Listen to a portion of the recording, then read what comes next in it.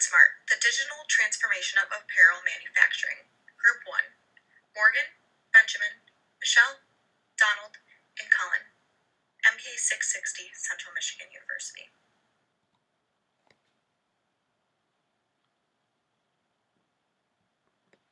Contemporary economic, business, and geopolitical business context of China.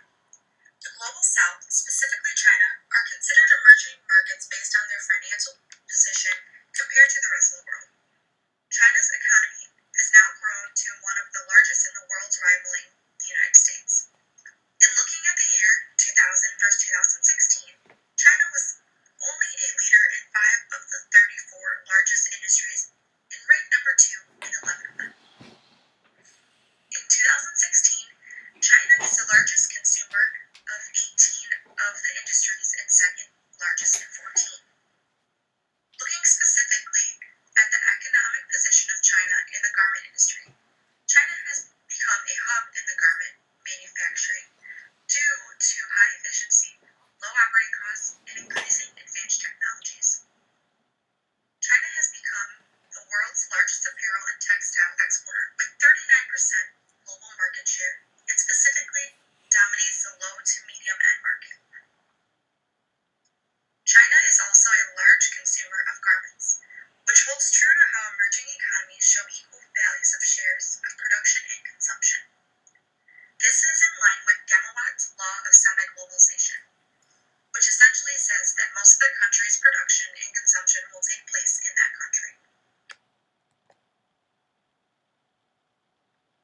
Traditional model of apparel and manufacturing. The traditional model of apparel manufacturing in China was the ready-to-wear industry. This was not sustainable since apparel OEMs faced fierce competition due to homogenization and complex value chains. Industry 4.0 was a new concept in the manufacturing industry which utilized new disruptive technologies. These technologies emphasized highly automated factories with machines interconnected with information and communication technologies. Zhang's daughter, Yulin, recognized this industry shift, and her and the team developed the concept of Internet plus Industry.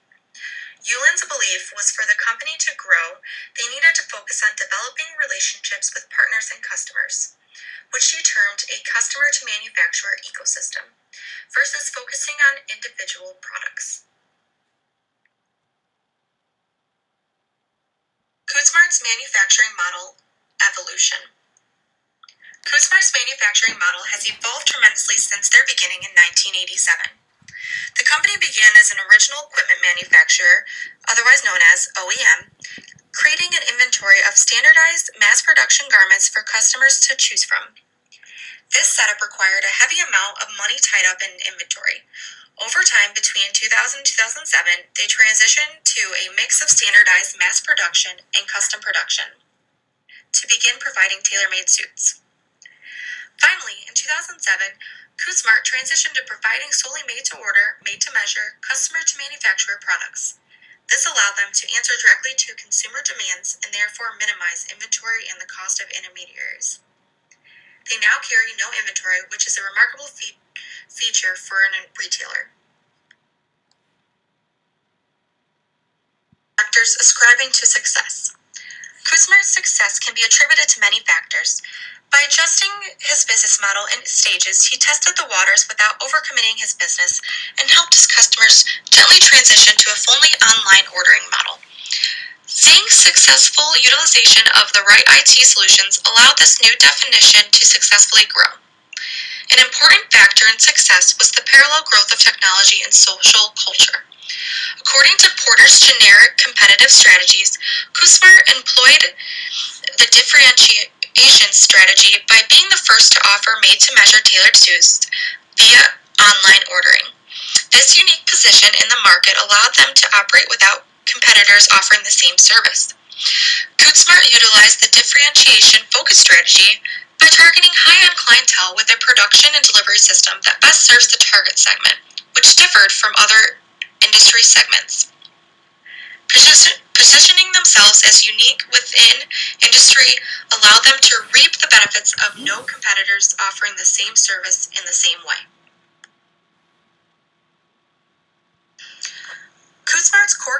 competencies and areas of competitive advantage. Kutesmart decided to make a business area change in the year 2000 to focus more on their digital transformation journey.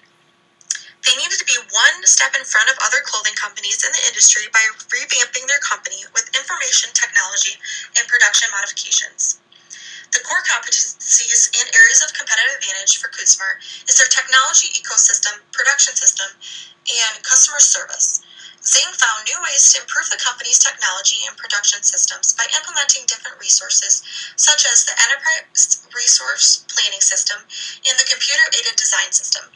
The new information technology systems help store customer and worker data to match up the consumer needs with the worker that has skill set to help. This allowed for the production process to complete itself in a timely manner, which in turn made customers happy with the on-time deliveries and quality of production. When the information technology improves, it has a domino effect in making production improve, which then makes customer service improve. Kutesmart's origins in China and its effect on positioning Kutesmart for domestic and international business and expansion. Kutesmart may be well positioned to grow its domestic output if international sales decline due to Trump's tariffs. Kutesmart has 300 locations throughout China. Based on their current structure, it appears Kutesmart is well positioned to avoid moving jobs across Chinese borders. It's unlikely that domestic competitors will be able to duplicate the Kutesmart model in short term due to the complexity of recreating their business structure. Kutesmart is also a private company, allowing leadership to direct the company without the interference of shareholders' interests. Remaining privatized has also allowed Kutesmart to flatten its leadership structure and organizational hierarchy, and achieve a level of agility unmatched by its competitors. SWOT analysis. Strengths.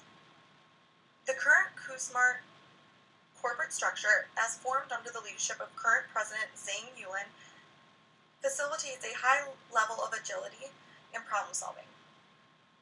Kutesmart describes their problem solving methodology as strong organization process which allows problem solving teams to form, work through a problem, document and codify their solution, and dissolve the temporary team for other needs. Weaknesses. The emergence of their customer-to-manufacturer platform has placed capacity constraints on the Kutesmart IT team. The company employs a total of about 3,000 workers. However, despite the importance of their IT infrastructure, they employ only 170 IT specialists. Given company growth and their increasing customer-to-manufacturer platform, consulting work with outside firms, it's imperative that Kutesmart invest in more IT staff, continue upskilling, and maintain their history of IT innovation.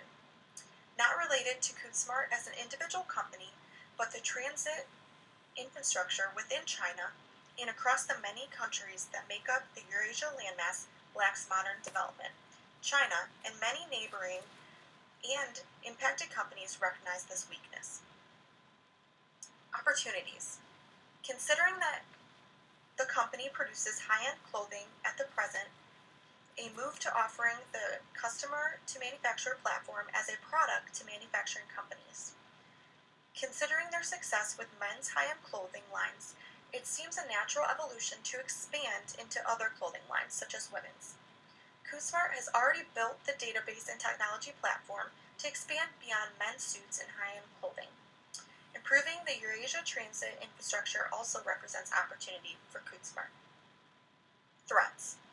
The current trade war driven by the Trump administration represents a significant threat to Chinese companies, among many others.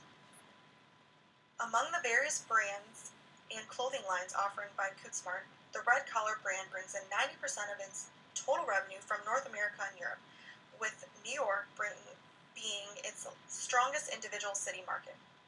Large tariffs on goods coming from China would damage Kutesmart's high product margins. The emergence of customer-to-manufacturer platform imitations from domestic competitors imposes a threat to Kutesmart. While it's generally believed that competitors will need many years to recreate Kutesmart has accomplished, there is an incentive for them to do so. The Chinese market is the largest in the world for men's suits, representing approximately 15 billion of